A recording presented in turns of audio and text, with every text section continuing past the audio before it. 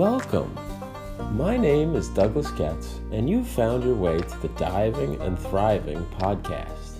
Here, we have enlightening conversations about how we can better navigate this sometimes crazy world we live in. From refreshing spiritual perspectives to tips about personal growth, the focus here is about how we can become better human beings. So I'd like to thank you for being here today, and I hope you enjoy this episode.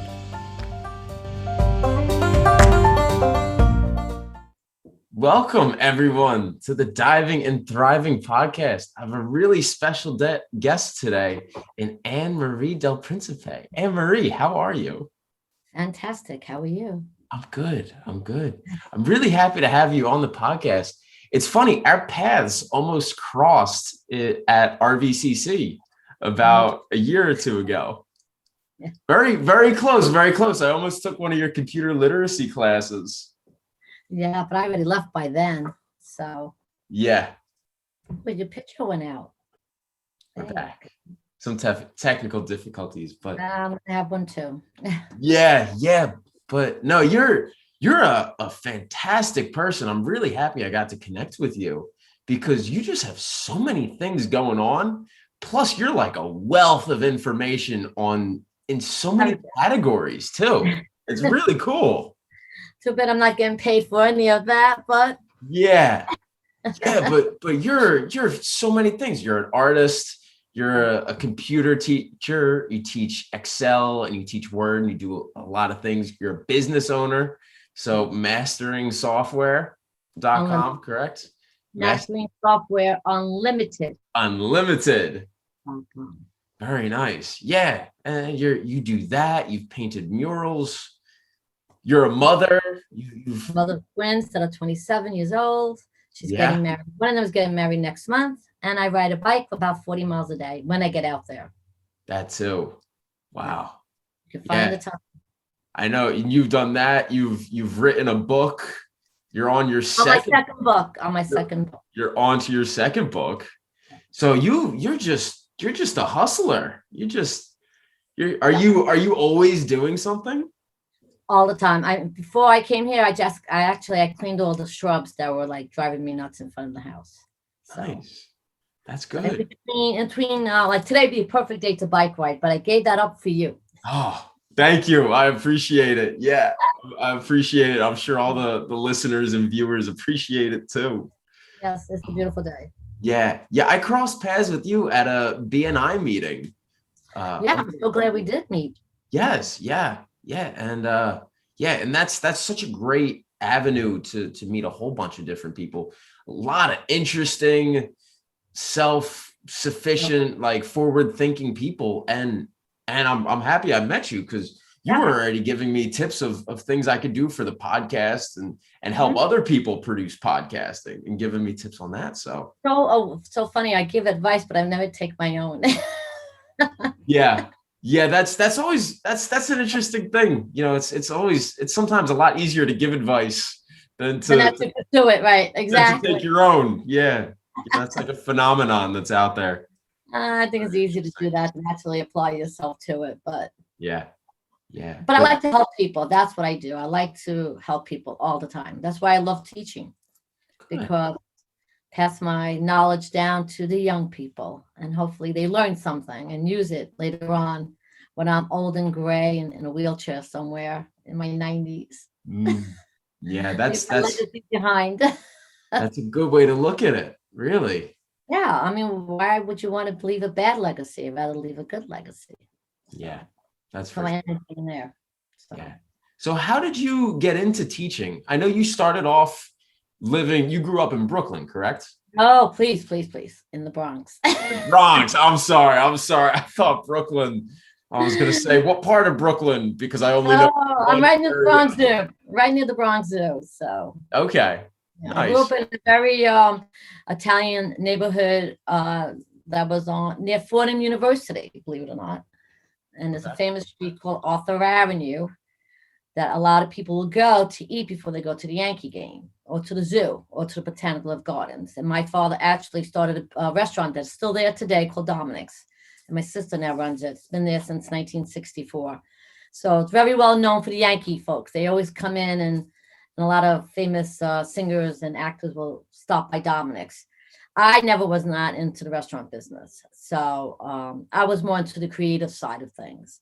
But growing up Italian, your parents, or just growing up Italian, they don't believe you can make money, which I don't understand because Italy's full of art. But my father thought, use your brain. He taught me math. He goes, use your mathematical, talent than your hand talent. So I hated computers. I despised it. It was COBOL. It was PL1. There was no software. I was like, I'm not a geek. I'm not going to sit behind a desk and program what and figure out logic and figure out why the errors happen and use. Back then we had punch cards. It was just, So I kind of stepped into training because I actually was introduced to Lotus Corporation, which made Lotus 123, one of the first spreadsheet software that hit the market in 1983. And as working as an intern, I actually learned the software inside and out. They did not have training back then like we do today. There was no internet, and you had to learn what the geeks wrote exactly. And I did really well. I learned all the mechanics of it. So I called up Lotus, and sometimes you have to take the bull by the horn, right? And I said, I called them up and I said, hey, listen, I know your product inside and out. I think I will be a valuable employee because I know your software. And I called the Boston. They said there's a New York office. I proposed that scenario to them. They go, when you graduate, give me a call. And sure enough, I graduated. I was waiting for them to finish the office. And in 1985, I started working for Lotus Development. And what I did was actually help support the marketing people who sold the software. Because they didn't know anything. They just knew sales. Yeah. So, and then I became a demo dolly. And that was just a nicer word would be presenting the products at expos. I'll be on stage presenting the products. Yes. And it was great because I got on stage. Sometimes I had 1,000 people sitting in there, and I would just work my magic with the software, and they're like, wow. Yeah. And I said, this is a talent that I really liked. And if you look back into time, if anyone just stopped and look what you did when you were a child, you kind of set the road map for you. I used to teach my dolls. I used to train my dolls on how to do math and how to do things. Little did I know later on, I'd be teaching real people. So you kind of figure out what you want to do when you're really young. You just don't realize you set the path for it. And then I went from chemical bank to become, and that was great because software was just hitting the market at the time. Everyone was trying to sell something in software. Yeah. It's like what we have today. And I actually spoke to a lot of the software developers. They say, test my product, see if you like it, see if the bank like it. So I was really getting in touch with, getting to know a lot of people from different companies around the country, which was great. And I was getting free software. And I was go out there and learn to come back, show the bank what they need to know, what is good not to go for. And then I went actually to Swiss Bank Corporation, which was my last stomping ground before I moved to New Jersey. But I was great, and I helped people. I supported it. I actually won the Employee of the Year because of my unselfishness of going around looking at people struggle with software. And I go, you could do that, and you could do that. And next minute, I get everybody say, she's really great what she does. And I won the award. I'm like, yeah. So when you help people, it does come back. Yeah. So, and then we all did some major changes in Manhattan. Everybody was, merging and doing this. So they sold off one part. I was let go, which was no problem. And I actually turned down a very good job offer to give up, that I had to give up because my husband got transferred to New Jersey. The same day he gets transferred to New Jersey, I get the job of a lifetime. Really? And I had to make a decision. What do I do? Do I stay on board and he'll find a job? Yeah. And hope. And it was really bad because that was 1990. Oh no, I'm sorry. It was 1992. The market had another recession. It wasn't like you could just find a job. And I knew I was going to get laid off and have twins. And that was my path. I got laid off and had twins. So I knew that if I had children, would I want to give up my motherhood for a job or give up the job to be a mother? You can't have both. I mean, you can. I just didn't want to overwhelm myself with taking care of two children, taking care of twins, and then go to work and try to function there, then come back and try to function as a mom. Who's going to take care of my kids and who's going to spend all this money? And I just thought that, if you're going to be a mom, that's a job in itself. Yeah. So before I even took the job, I said, no, that's okay. Thanks for the job offer. And in 1 month I got pregnant, and sure enough, I got pregnant with twins. And that's why I'm writing my book. Wow. Because they came 3 months early. Wow. How about that? 3 months early. They wanted to be born in New York. They did not want to be born in New Jersey. And then they were diagnosed with cerebral palsy, which is tightening of the muscles. And now that was a whole new job I had to learn, to be not only a mom, but to be a therapist. Yes. And I couldn't go to work. And today they're both totally independent, no wheelchair, no walker, no cane. The one is getting married next month. The other one hopefully get engaged by next year. And all that given up makes you a better person, I think, because you have to give up something. You can't have all. You just can't. It's just impossible to have it all, because it will just collapse. It's like Rome. It will eventually fall apart. Yeah. So did both of your children, you had twin daughters, correct? Right. I'm a twin. I have a twin brother, but you too. How about that? So you had two twin daughters, and they both had cerebral palsy. Right. One was told that she would never use her hands or walk without struggling. And we didn't know she was going to walk. And I told the doctors in a Bronx way, no way. That's not happening. Not on my watch, because I will die one day. Like everybody on this earth will die. I don't know when, but I can't have this person dependent on me. I can't. It will not work in my lifetime. So I learned, I taught. I actually, my master's was in artificial intelligence. Wow. So I learned a lot about how the brain stores information and how it retrieves information and how it puts things together. And that actually helped me figure out with the therapist how we're going to get them to remember to walk the right way. And it worked. So now I am a free mom. Yeah. So how did that journey occur? So they told you at what age? What age were they? I think around 3 months. 3 months. You knew they had cerebral. Because you have to follow the milestones. So she wasn't grabbing. She didn't have enough. She had too much tight muscles in her legs. Yeah. And that was, yes. So, and that was both daughters, correct? Yeah, one was diplegic. Well, let me think of the words. Spastic diplegic means, spasticity is in all her 4 limbs. Okay. The other one had mostly in her legs, but she could ride a bike and roller skate. But she had the horrible handwriting, which is really kind of weird, because the one with the tightness in her hands have the most beautiful handwriting. So go figure. Yeah. So was it 2 different things that were affecting? It was showing up in different ways. Both of I call them the yin yang effect, where one can do, one couldn't do, one couldn't. Okay.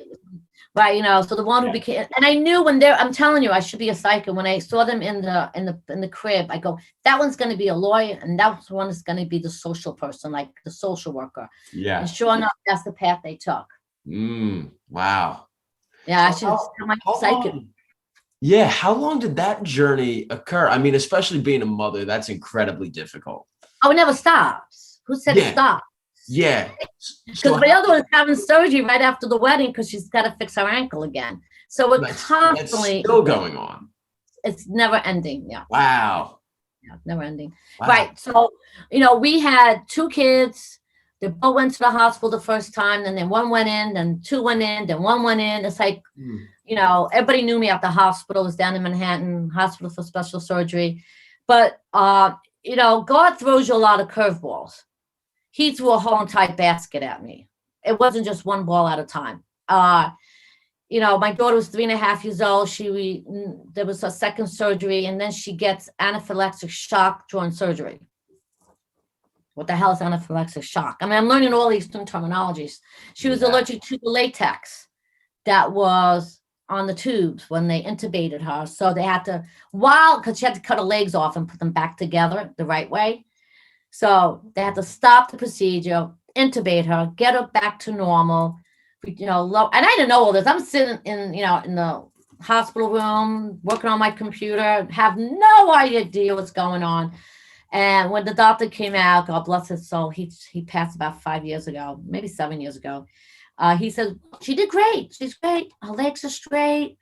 Got all the plates in and the screws are perfect. But she's not here. I mean, I just left her in that room right there. I mean, where could she have gone? I know she didn't get up and walk. Because she's next door to Columbia Presbyterian. She had anaphylactic shock. She's intubated and she's in ICU. Okay. Oh, meanwhile, my father is in another hospital who'd had a nosebleed that would not stop. He had to do emergency nose surgery because his main artery just bursted in his nose. And my sister is running back and forth. I had no idea that this was going on. You talk about throwing curveballs. Yeah. I actually said, can you stop it now? Can you move on to another sucker? I got it. Oh my gosh. Move on. Yeah. Well, how did you keep it all together through all of that, all those curveballs getting thrown at you? It's very simple. You have many different routes you could take, right? You can be depressed, and that's not going to happen for me because I'm not a depressed person. But if I was, then I have to be on medication, and then I'm going to slack off as being a mom, and then my girls wouldn't be where they are today. Yeah. If I decide to become an alcoholic, that's really costly too, and the weight gain, and I don't want to just be all day. It's just not my cup of tea. But you have those doubts, like I need a drink, maybe something to give me something to kill the nerves, but I didn't want to take anything. Yeah, I have to stay focused. Yeah. Stay focused. Once you focus, you get to see everything that's in front of you, and you can make decisions that are rational. The rational decisions. They're not out of stupidity. And so I just, I had no family in New Jersey. It was just me, myself. My husband was traveling to like Malaysia and China, and I'm stuck with these two. I'm like, oh my God. So rather than being why me syndrome, I said, okay, we have to go to therapy. We're going to walk there, so I went into the actual, put them in the stroller, and I walked 3 miles to go to therapy. Something for me to do rather than being, the lazy mom and put it in the car. I had to do something for me. And taking that walk and showing the kids, the birds and look at the little doggy or whatever it may be. It just was good to get out. And I think it released a lot of the tension when you do something physical. You do, yes. That's why I like biking. You just clear your mind. You just, you think of your thoughts and you start analyzing things. And you found, most of my solutions are done biking. So my advice, that's great. Get out there and do something. Yeah. Yeah, I've found that to be a huge benefit for myself. I bike a little bit, but I like to go on runs if my mind's ever cluttered. I used to do that 3-4 miles after school. 4 miles. Yeah. I'm able to do about a mile and a half, usually like 10-15 minutes or so. Anything is better. Anything is better than nothing. Yeah. Oh my gosh. And it's funny, like if I'm laying in bed, if I'm not in a good mood, or if I'm resisting doing something and that's getting me down and I just don't have the energy or I'm not ready to tackle it, I'm like, I got to go on a run. Like the endorphins kick in. I got to go. Yeah. Cause if not, I could just lay in my bed and just goof off and just scroll on social media and just waste time and feel bad in the process. And going on a run can take you down too. Right. And social media could take you down because they're all showing it in your face what they can do. Look what I got. Look at my brand new car. Look what I got. Well, I don't want to hear it. You're not part of my life. Yeah. People that are so far removed from you, you're getting to see, the trips that they went on, the dates that they just had. Oh, it's all wonderful. Yeah. Meanwhile, they're crying in the background now. Exactly. I exactly. don't understand why you have to post your food. I really don't care. Yeah, yeah, It they're doesn't proud affect of me. it. Yeah, I mean, it's They're something. It's good. excited.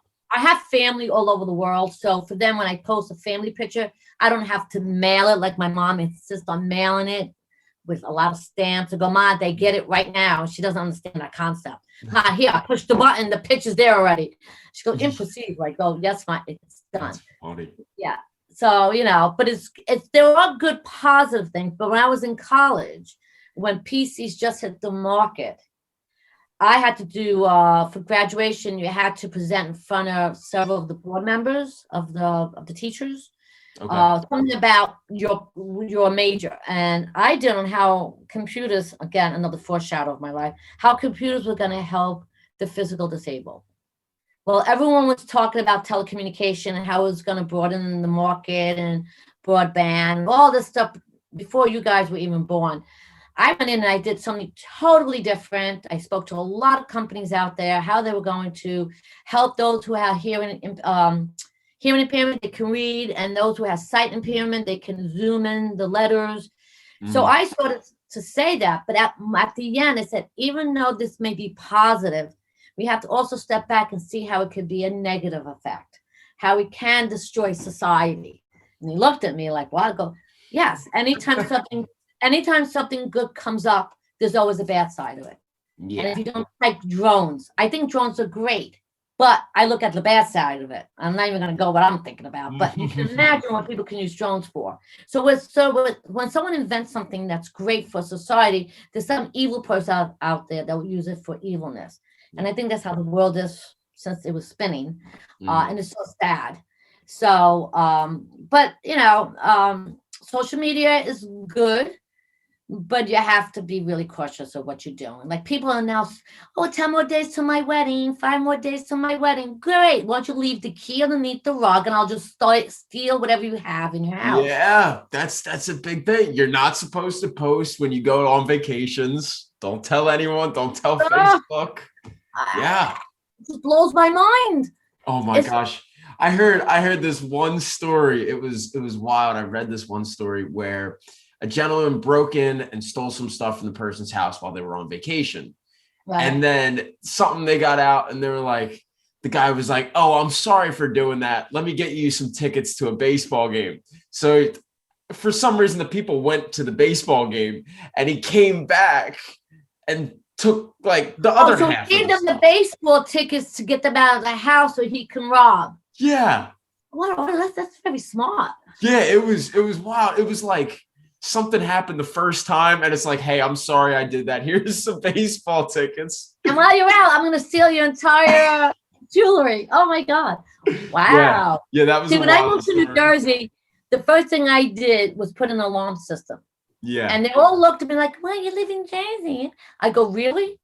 So before the alarm system came, the developer had a painter that will go to houses to touch up before anybody moves in, right? I'm taking a shower and this little tiny old man is in my bedroom. I come out with a towel. I'm going, hello? He's like, oh, excuse me, senor. I'm just finishing painting. I go, I'm in the shower. Oh my gosh. Yeah. I said, like, don't you like walk out and they'll never? No, he's just stayed and kept painting. Like, yeah, no problem. She's taking a shower. He didn't leave. He was like, Oh man. oh, I don't. And I said, what is wrong with this society? It's like, Yeah. so I told my husband, we're getting an alarm system. I don't want to hear it. So it's just a peace of mind, you know? Yeah. Good. You know, Yeah. you Yeah.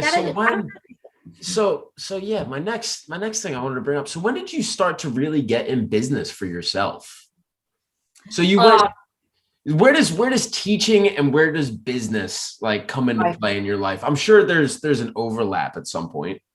Okay, so while I was teaching from the corporate end, there was some of the students will call me personally to, Mhm. Amy, I really need help. I'm really embarrassed. I didn't get what you were teaching in class. I don't want my manager to know that I don't know this. I told him I did. Can you show me? So I would get paid underneath the block. All right, $30 for an hour, something like that. And this was Yeah. like, and I realized this is a business out here. There are people who are really don't want to let anybody know they're not that bright, right? When it comes to software.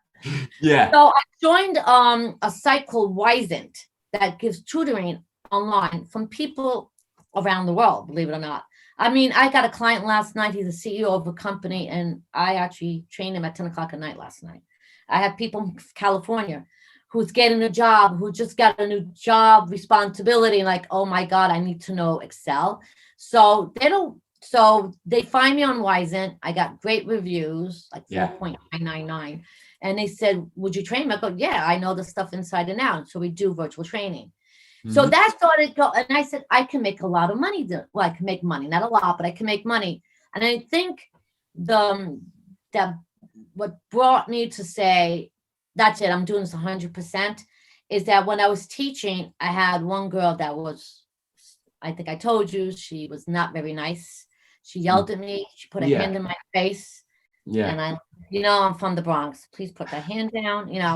That's so disrespectful. It's just, Yeah. what happens to respect your elderly, respect your authority, respect your teachers? Today is like, I have freedom of speech. I go, okay, so do I, but I don't talk to you that way. So I expect you to treat me the same way as a human being. What does your freedom of speech have to do with how you treat people? Yeah. I don't know where your parents came from, but she called me two nasty words in Spanish that I understood. And because she got caught red-handed that I understood, how's she going to get out of this? Mm-hmm. So she called a racist card. And my students all gave me their backs. They all walked into the chairperson, and he just threw me underneath the bus and told HR, I'm like, but I'm not racist. I won the Teacher of the Year award. How can I be racist if I won the Teacher of the Year award? Oh, when did I ever have a complaint ever in the 23 years? Yeah. But you're favoring these young kids who are spoiled, who thinks whatever they need puppies and they need cats. I don't get this mentality. I rode the subway. You can't have mommy hold your hand when you want. You got to be smart. These kids expect mommy and daddy to do everything. I mean, I actually have parents that call me up. I say, I can't give you that info. It's against the law. If you talk to your son, talk to your daughter, and they'll tell you why they failed. I can't tell you that. Yeah. Why? I don't understand why they're paying the bill, but that's another discussion. So I decided it was time for me to leave. If I didn't, not going to have the school back, I'm protecting the teachers. Yeah. And then sure enough, several of my other colleagues also got called in for the same exact thing. Now, either really me, out of all people, I doubt it. And they knew that. It just, they were afraid to stand up to these young kids and say, no, are you, I'm doing a scene from My Cousin Vinny. Are you sure you had those grits in that morning? Are you sure, Anne Marie, that kind of rudeness? Are you sure? Are you sure? And I'm like, did they ask him that question? Yeah. Because I would have said, we have her records. Or her record is spotless. Are you sure? And they didn't ask that question. Because I would have said to her, are you sure I said those words? Because those words never came out of my mouth. Yeah. But they didn't. So, so I realized it was time to just hang up my gloves and just move forward. And it's great because I joined BNI. I met you. I met my publisher. I started TuesdaysTips.com. Yeah. So I get to meet people around the world. I'm like, this is great. Yeah. Yeah. Talk about a good transition. COVID hit. Yeah. And COVID hit. How perfect for virtual training. Good timing. Yeah. Yeah. Good timing. Being a teacher during COVID is not enjoyable. Being a student during COVID was not enjoyable. And I only had one class to take. I can't imagine taking a full class load. Like, listen, if I had little kids, I would have done homeschooling and forget about school. Yeah, no, that's another topic about. I can't imagine 5-6-year-olds having to look at a computer. Do kindergarten virtually? No, that's. But it's so funny because scientists have said having children in front of a computer can cause neurological damage because all they see is lights and flashes all day, and it's bad for the eye vision. Yeah. And now you want them to sit there for 8 hours. That's insane. Look, what happened to your science about in front of a screen? Yeah. Now it's okay. You want them off the video, but you want them in front of the video. I'm very confused. And parents, the lesser of two evils. Yeah, I would have been the leader of the squad. I said, get your butt back in school. Yeah. Put the mask on and stop, but that's another topic for politics. We don't need to go. We're not talking about politics. That's a whole nother one. Yeah, I hear they're. You know where I'm going with this. So Yeah, yeah. and that would brings me to another thing about when you're a parent, and this is good advice for anybody, because one of my students got married. She goes, how did you do with 2 kids with medical bills? Because you have to pay out-of-pocket expenses, right? The customary. How did you do that with one salary? Because remember, I was making a lot of money on Wall Street, and then it was gone. Like there was no check coming in. My husband wasn't making as much as I was making. Yes. How do you do that? Now we own that house, 2 cars, and now 2 kids with physical disabilities, with doctor's bills that were sky high. How do you do that? Well, I didn't go out and buy the flat TV screen the first time it came out. I didn't go out and buy the the $80,000 car. I became a conservative. I became like a squirrel. I hid a couple monies away, and I watched my pennies. I talked to my husband. Listen, we need this. Can I wait next month, or and pay for the bill the following month? And I would talk to it. So being married, you have to be a partner. We're not divorced. And we would say, listen, I like to get, that new bag because I want to feel good. Do we have some? Can I put on the credit card? He says, not this month. Can you wait till next month? I said, okay, we'll do that. We always paid our bills on time. We have no debt. Yeah. And we we paid over, I would say, about $160,000 out of pocket with medical bills. And so we did a 529. So anybody's listening to this, if you're going to have kids, you better open up a 529. And what is that? There's a lesson learned. See, that's why I married my husband, who's a financial guru. There you go. Yeah, he is. In fact, he's that's why he's good at what he does financially. When you have a child, the first thing you do is open up a savings account for little dollar bills that go in there for birthdays and things like that. But we opened up 529 so for example, you made $100,000 a year. He will put away $5,000 for each kid every year. So his salary was now looking like it's $90,000, and he got taxed on $90,000 as opposed to $100,000. Okay. Yeah. So that $5,000 every year grew to 18 years old when they had to go to college. Yeah. So both my kids went to college. One went to law school, and we both got cars on no debt. We have no loans. Yeah. We're not crying for somebody, help pay my loan. Who told you to go to Northwestern at $85,000 a year so you could be a philosophy major? Okay, so we have no debt. Great. That's an achievement. Yeah, it's called figuring out your money where it is today and where it could go in the long run. And so if you're gonna have children, you don't expect the government to take care of you. It's your kids. You're the one who bore them. Well, not the government, not you, not me. So if you want kids, you better take care of them. Yeah. So I stopped at 2. I didn't want a third handicapped child in my life. Okay, I don't want to bat 3 for 3. Okay. Yeah. I didn't go there, and I couldn't just dedicate I had to dedicate my time for them. How do I dedicate a newborn? So, and I just didn't. I just realized, 2 is enough. That's fine enough for me, and good. It worked well, But today, I give kids. Do not have kids today. I want to have kids. No. No, you already raised yours. You already. No, I know. And I told I said, you're gonna have 3 grandchildren. If you want me to have 3 grandchildren, and you don't want them, I'm fine with that. Today's society, people are just selfish. Everything's on social media. People are rude. I think today, people are nasty. Yeah. There's a lot more access to other people's lives, and opinions are a lot more weighted. Right. There's no privacy. Yeah. Opinions a lot more weighted. They can be seen by a lot more people, all the friend groups, and so it's changed things. It's. And I had like 600 people on my Facebook. I think I'm down to 200. Yeah. I got rid of the idiots. You can't fix stupid. So why is it around me? So I just don't need it. Don't need it. I don't want to hear their complaints, or I don't know.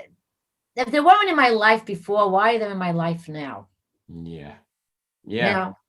It's who are you? How about you don't even know these people at all? Like, I keep telling my high school friends and grammar school friends, yes, but who's this guy and how do you get on to be my friend? Out you go. I don't care.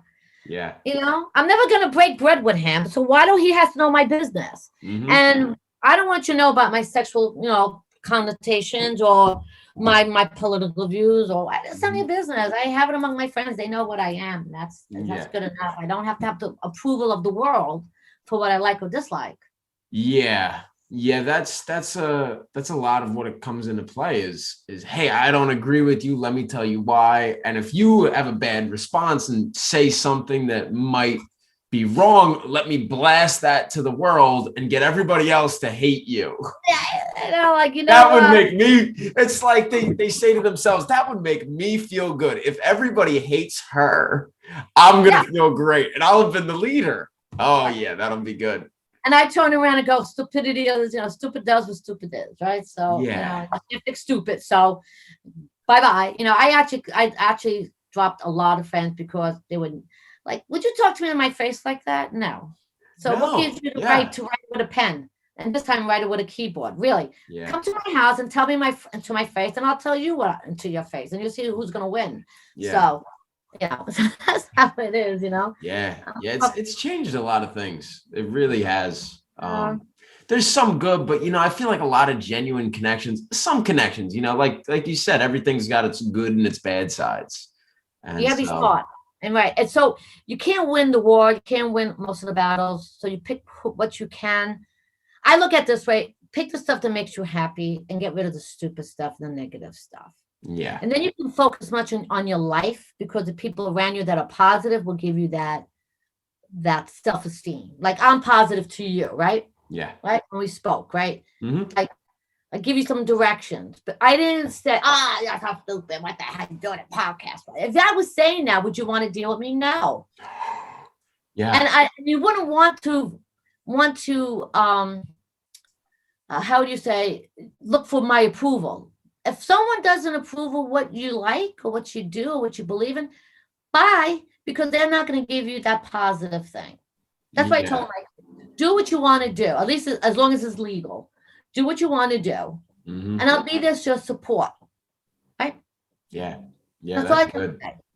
Right? But if you're going to sit on your ass all day and do nothing, I'm not going to have it. So I'm not going to condone that. But if you try the best you can do and you take my advice and help you along the way, then we both become winners. I see you succeed and you become successful, right? Yeah. So, and that's what I did with my daughter. I introduced her to one of my students, and now they've been dating 6 years. Really? Oh, that's wonderful. Oh, you've got to play matchmaker with your daughter. Oh, I married a lot of people off because I can see people. That's great. Yeah, that's a good feeling. It does. When I was in front of students, I can, but I have so many students in my life that we connected in my life that we're still friends, and they were my students from all different ages. Mm-hmm. And when it's a great feeling to be a teacher when you can teach like Aristotle, but when you have dictatorship behind you and say, no, you can't say that, you can't say this, you don't have to do this, that's not teaching for me anymore. It now becomes like a boring job, and you're afraid to make things or say things. So I look at it this way: I'm gonna do the one that makes me happy, and even though I don't make the money I want, at least I can go to bed happy that I help people. Yeah. Right? Like, you're helping a lot of people with the podcast. Yeah. I like to just help people in general. Even today I stopped at AutoZone and they said they weren't helping people read check engine lights. And this old guy came in and he's like, yeah, I'm looking for that. And they're like, sorry, we don't go into cars. And I was like, well, I have one in my car. I can help you with it. He's like, oh, would you? Yeah. I got time for that. Yeah. You know what? Something good will happen to you today or tomorrow. Yeah. Yeah. I ended up helping 2 people. And the guy gave me $3. And I was like, okay, I'll take it. I learned from my papa. My grandpa told me, he said, if anybody's ever going to give you money or offering you money, just put your hand out and say thank you. Right. I was like, I have an old lady who crashed her car. She didn't realize she crashed it. Her whole axle was out. Her wheel was bent. And she looked kind of stunned. I go, did you hit something? And she goes, oh, not me. I go, I don't know, because that tire is really bent and that axle's off. I said, do you have, a son or daughter that can help you? She goes, well, they live far away. I said, well, come in my car. It's cold. Let's call your insurance company. Let's get a tow truck. And Yeah. maybe, and the tow truck actually drove her home. And I said, are you hungry? She goes, I have nothing to eat. So take my sandwich. Yeah. I shouldn't tip me. I wasn't expecting a tip. I don't want a tip. But I'm pretty sure that woman told everybody in her life what a nice human being I was. Yeah. Yeah. And it feels good to do that for people. Well, I'm going to tell you, so before I leave, I'm going to tell you a quick story. I was in Wegmans. I found a whole bunch of money by the street, when you step down. Okay. And it had a silver money clip that was like World War II money clip. So I had my daughters with me. And I said, listen, guys, this is somebody that's really important. It could be the son it's his father's, clip, or it could be the person itself that owns the clip. Let's just leave our number to Wegmans. So I went to Wegmans. I said, here's my number. If anybody's looking for a water money or something, I'm not telling what I saw. They're looking for something. Here's my number. And the woman says, well, why don't you leave it here? I said, no, I don't know. You're not going to steal it. Well, you could steal it. If I was going to steal it, why would I come up to you and give you my phone number? Okay, think a little bit before you open your mouth. I said, no, I'm not stealing it because I wouldn't be here if I was stealing it. Sure enough, by the time I got home, my phone rang. So, and he goes, I'm in Wegmans. I said, come up. So he drove into my house, a little Italian guy that fought in World War II. And he goes, my wife yelled at me because I always put in a side pocket and I missed the side pocket. There was about $185 in there, plus the money clip, which was very sentimental to him. Yeah. But why didn't you steal the money? I go, why? Because when I buy something with that money, I got to look at that I bought that wasn't mine, that I didn't work for. Yeah. I can't look at something and tell people, look at my new cabinet that I bought for $185, knowing that I stole it from someone that must be really looking for it. So I gave him back his money clip. I gave him back his money. He looked at my daughter. He goes, you know what? You're such a great mom. He gave them both $20. Yeah. That's good. And that guy, wait, it gets better. Christmas came. He comes knocking on my door with a big bouquet of flowers. I said, what do you have to do this for? He goes, you were so kind. That guy probably told every family member about that. Yeah, it's stories like that really. And I wasn't on Fox News. I'm so upset. Yeah. Well, I mean, stories like that don't really make it to the news. No, I remember, and we can end it right after this story. I called into a radio show one time, and it was like a Christian radio station. The guy was more progressive, or was more hip. He wasn't talking the old language of thous and. Okay, he's talking about Jesus Christ Superstar. Yeah, he's talking like good stuff. So I remember talking to him, and I was like, how do you view the world? Like, how does your view on the world, like, how is it? And he says, well, first things first is, if you watch the news doesn't showcase all the good things that happen. So that's why it's called the news, right? You got to take that into account. If they showcased all the good things that happened, there wouldn't be enough time for all the bad things that happened. Right. So just remember that. And it's where you place your attention, and remember, like, the things that you see aren't necessarily reality, because there's a lot of good stuff going on behind the scenes that you're not seeing. So situations like that, like what you went through. But it taught my children that if you're going to take anything from yours, you can't appreciate it. Yeah. No matter how much you try to convince yourself. Yep. That's a great lesson. You're going to feel guilty for the rest of your life. So that's a little tip that I tell my friends. If you really want that and you want to steal it, think about how you have to look at it every day, knowing that it wasn't that you worked for. Yeah. And that's why we have bank robberies. It's not your money to spend. How do you enjoy? I don't know. Maybe I'm missing something. Yeah, no, and what I see is even more important is you gave your kids a incredible lesson firsthand. Like, not even like, because different parents how they act, kids imitate what they see. So that's what's happened today. Those kids today are nasty because they're learning from somewhere. And my kids, when we go out, they don't put the phone out. They don't leave it on the table. We all have conversations. They don't need the internet for conversations. You want to do that, stay home or out. Let's enjoy life, right? Yeah. So I'm happy to hear that's what that. you have to do. So With that, I have training. Yes, and it was a pleasure to have you on. I want to have you on again when we have some more time. Hey, Yeah, actually, this. we could do our own show. Yeah, this could easily go on for another hour, easily. So The next time we have a glass of wine. yes, we can do that with some wine. Right. We got dive in wine, dive with and diving and whining. That's a good. There you go. Special episode. All right. Sounds good. Let me go because the doorbell's gonna ring and I have to get this client. Good. You do your thing. It was a pleasure speaking with you, Anne Marie. Thank you. Thank you. Bye, sweetie. Take care. Bye. Bye. Hey, everyone. I hope you enjoyed today's episode with Anne Marie DelPrincipe. She's a fantastic lady who, as you can tell, has plenty of things to say. So if you enjoyed this video, please give it a like. Please comment. Let me know what your favorite part of the video was, what you learned and whatnot. And if you really liked it, please subscribe. It'll really help me out. If you're listening to this on Spotify or Apple Podcasts, then give it a follow and share it with a friend. So until next time, peace.